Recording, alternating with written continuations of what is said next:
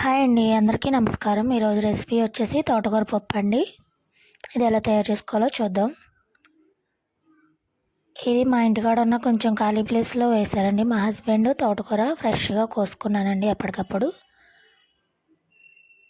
ఫ్రెష్గా కోసుకుని వండుకున్నది అయితే ఇంకా బాగుంటుంది కదండి టేస్ట్. చూసారు కదండి ఎంత ఫ్రెష్గా ఉందో, లేతగా బాగా. ఇప్పుడు దీన్ని నీట్గా క్లీన్ చేసేసుకుని చిన్న చిన్న ముక్కలుగా కట్ చేసేసుకోండి. నేనైతే ఒక అరగంట ముందు ఒక పప్పు ఒక అరకప్పులో సగమే తీసుకున్నానండి.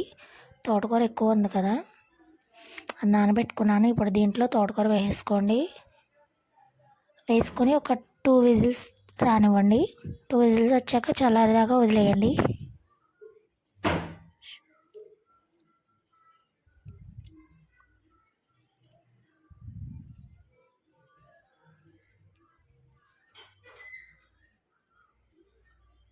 చూసారు కదండి ఎంత ఫ్రెష్గా ఉందో తోటకూర.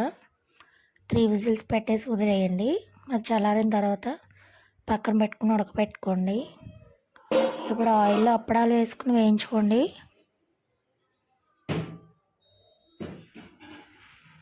అదే ఆయిల్లో వెల్లుల్లిపాయలు, ఆవాలు, జీలకర్ర, మెంతులు, పుదీనా, కరివేపాకు, ఎండుమిర్చి కూడా వేసుకోండి. అలాగే కొంచెం కారం వేసుకోండి.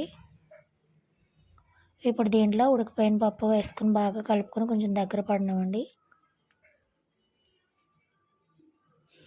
సాల్ట్ చూసుకుని వేసుకోండి, ఎందుకంటే తోటకూర మగ్గితే ఎంత అవుతుంది కదండి, కొంచెం చూసుకుని వేసుకోండి. అంతేనండి, ఎంతో టేస్టీగా ఫ్రెష్గా అప్పటికప్పుడు వండుకున్న తోటకూర పప్పు రెడీ అయిపోయిందండి.